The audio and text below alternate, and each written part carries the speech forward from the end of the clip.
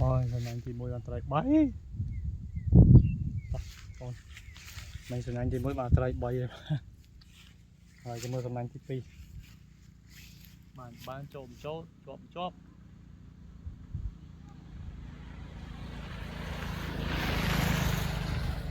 Hôm nay tua đi kê mình đó. Ngủ prai. Cái prai ấy thì mưa dướng, pro. Rồi thì trong tuần này cái đó nè chết đó. Nánh 5 kg 8 khăn. Tại một tháng lướt thôi mà. Nhưng cho chỉ cung en thì mắc chui rồi ở bên chặt vẹt đây. Rồi lấy sợi mưa tí tăng dục bỏ bạn. Mình từ nắp cái nô đấy mà tha mà che bóng. Mình cũ sầm lạnh chứ. Ok, phần đó.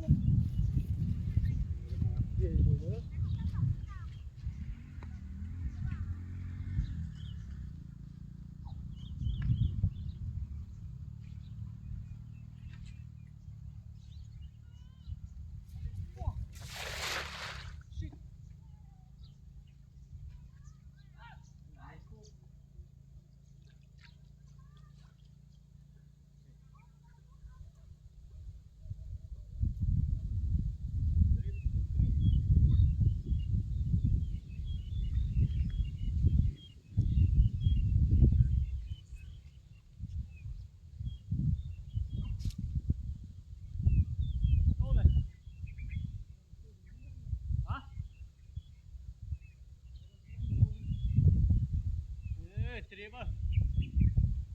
Cái nó chọc nó mới báo tới nó lông thôn chơi cái chó không? Ông việc chó bơ.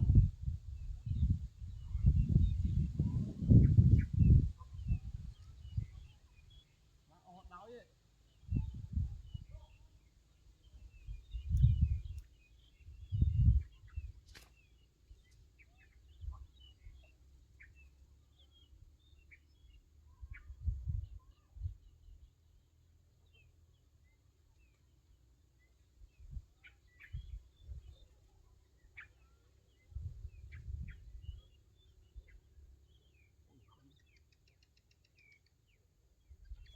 No, ayo. Nè, out.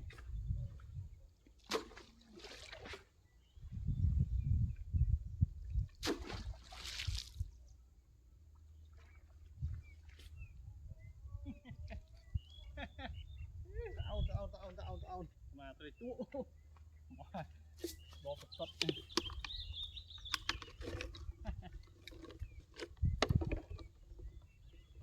Chắc.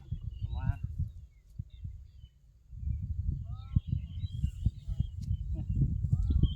Ôn nữa mà. Gì. Trời gì. Tao ôn. Dữ. Nghe mà. Nè. Châu tàu này. Cạp xa. Không. Rồi, làm sao đánh tiếp.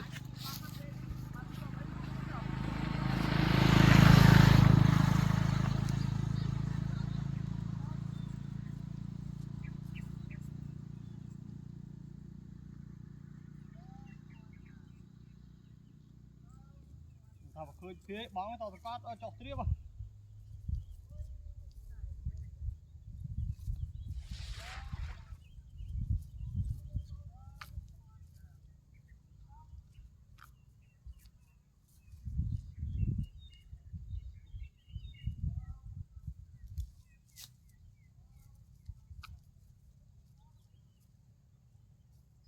Man đấy.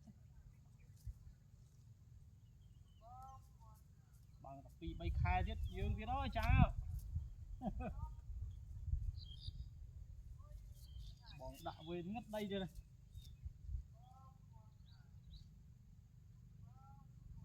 Đồ bô mau lên kê tha.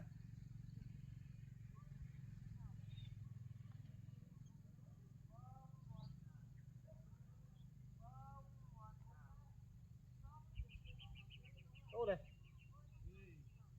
mà sầm nanh cho bông lo mày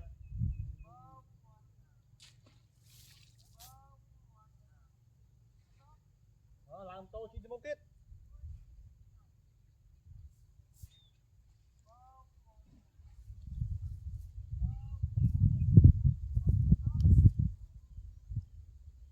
mua rồi vậy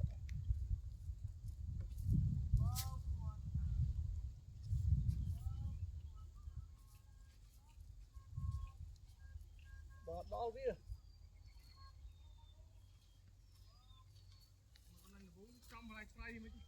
hả nông ấy ngồi lang tới lơ đi ạ ồ nông lại bong mất nhưng ạ đây nồng